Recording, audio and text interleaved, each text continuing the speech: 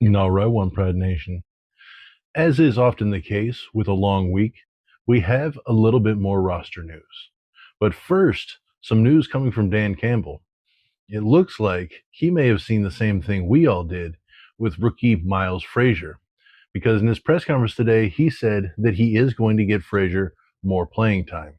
Now, we don't know what this will look like, if it'll be the continued rotation between him and Cologne, but playing Frazier at guard does give us the added benefit of him having experience if something is to happen to Graham Glasgow, as Cologne is our primary center backup. So we'll have to see what that looks like against a very formidable defensive front in the Los Angeles Rams. Now, for the roster news, cornerback Arthur Millette is re signed to the 53-man roster.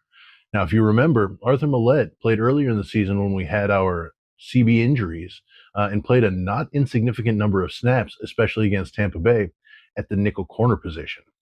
This may point to Amik having more playing time on the outside as CB2, which means Rock Ya-Sin may see some snaps somewhere else. Maybe safety? We'll have to find out. Millette's signing did come with the necessity of cutting a player, and interestingly enough, the roster casualty was Ross Dwelly, who played 47 snaps for us in our last week's game. He was actually the more snap-heavy tight end out of him and Fursker, but it seems that Detroit Lions prefer Fursker over Dwelly, now only having two tight ends on the roster. Now, this may just mean that we'll see a little bit more of what we saw last week, with Dan Skipper coming in at the tight end position a lot to go in a jumbo set. We know from watching Carolina that one of the keys to beating the Rams is running the ball.